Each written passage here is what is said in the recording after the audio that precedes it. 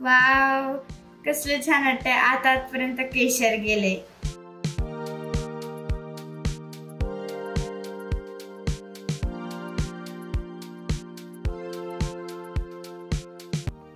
नमस्ते, मी कल्पना. आजी नातीच्या किचन मध्ये तुम्हा सर्वांचं स्वागत आणि मनापासून शुभेच्छा. आता गणपती बाप्पा येतात तर त्यासाठी मोदकाचे मी भरपूर प्रकार दाखवले आहेत. तर आता हे फक्त मी खव्याचे मोदक करणार आहे. तर त्या खव्याच्या मोदकासाठी मी काय काय घेतले ते दाखवते. इथे मी अर्धा किलो खवा घेतलाय. खवा घेताना नेहमी असा केशरी रंगाचा बघून घ्यायचा, पांढऱ्या रंगाचा घ्यायचा नाहीये, कारण ह्याचे मोदक छान होतात. त्याच्यासाठी अर्धा किलोला मी पावशेर पिठी साखर केली आहे, कोमट दूध आहे आणि ते रंग येण्यासाठी मी केशर घेतल्यात. आता हे केशर मी दुधामध्ये टाकणार आहे, म्हणजे तोपर्यंत ते छान विरघळेल दुधामध्ये. कमी साहित्यात हे खव्याचे मोदक छान आणि एकदम दिसायलाही खूप छान दिसतात. चला आता आपण खव्याचे मोदक करायला घेतलं. आता खवा पहिला आपण छान असा तांबूस रंगावर भाजून घेणार आहे.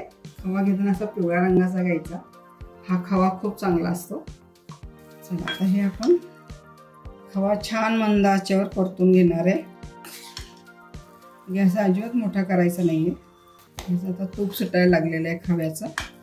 जसं जसं परत जाईल तसं त्याचं तूप सुटत जातं खव्यामधलं. खवा असा भाजत आलेला आहे. त्या खव्यामधलं सगळं तूप सुटायला लागलेलं आहे. याचा पूर्ण असा गोळा झाला पाहिजे. अजून याला 5 ते 10 मिनिटं लागतील शिजायला, हे पूर्ण आटायला. ह्याच्यात काही सुद्धा घातलेला नाहीये, कोरडाच खवा टाकला होता आपण ह्याच्यात. असा छान तांबूस रंग होईपर्यंत आपण हा खवा परतणार आहे. आपले मोदक चांगले होतात. साईडनी सुटतं आणि असा मध्ये गोळा होतो बघा. छान असा गोळा झाला की आपला समजायचा खवा छान भाजलेला आहे. ते केशर पण आपण आत्ताच टाकून घेणार आहे, म्हणजे रंग छान येईल.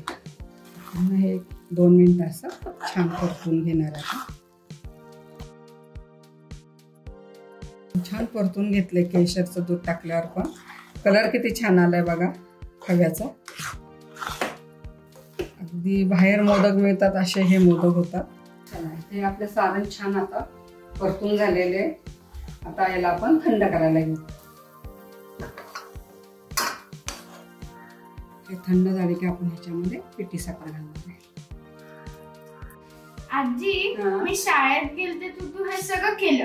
आता तू पिठी साखर टाक, पण त्याच्या पुढचं सगळं मी करेन. ठीक आहे. सॉरी बाळा, मला ते थंड होईल तू स्कूल मध्ये येऊस तर.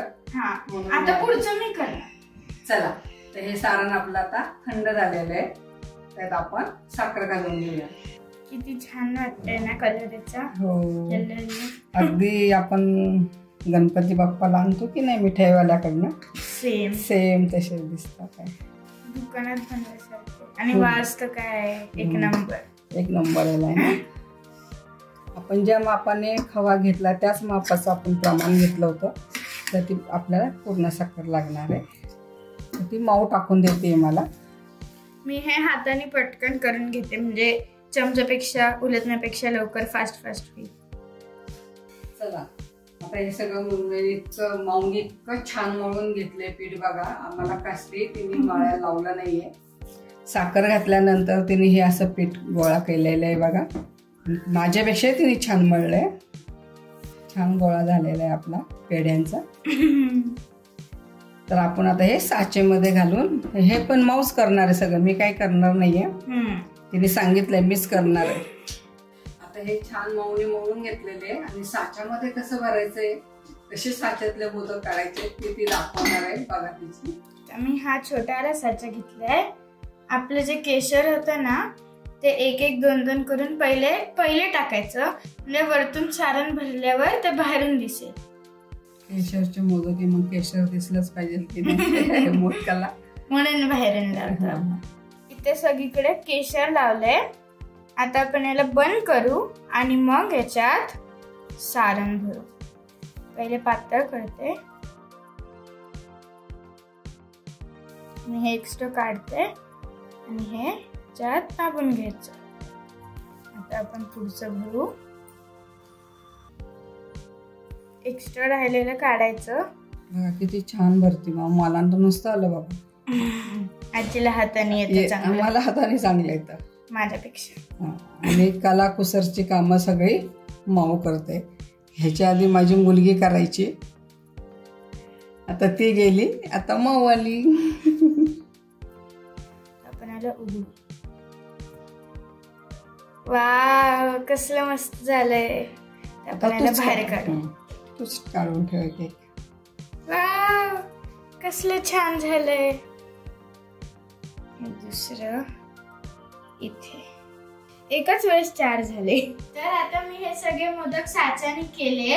किती छान वाटतात, रंग पण छान आलाय. आता आपण एक मोदक फोडून दाखवू. थोडा मोठ्या साईजने केला मुद्दाम, म्हणजे फोडल्यावर आतलं नीट दिसेल. तर आता फोडू. वाव, कसले छान वाटतंय. आतपर्यंत केशर गेले. आता मी आजीला हा मोदक भरून दाखवते. कसं झालंय आजी? एकदम छान. आणि तोंडाला घातला तर विरघळतोय. सगळे मोदक माऊनी केलेले आहेत. तुम्हाला जर ही रेसिपी आवडली असेल तर लाईक करा, शेअर करा आणि सबस्क्राईब करा. पुन्हा भेटूया अशाच नवीन नवीन पारंपरिक पदार्थांसोबत. तोवर संत तुकाराम महाराज म्हणतात, मन करावे प्रसन्न सर्व सिद्धीचे कारण. बाय.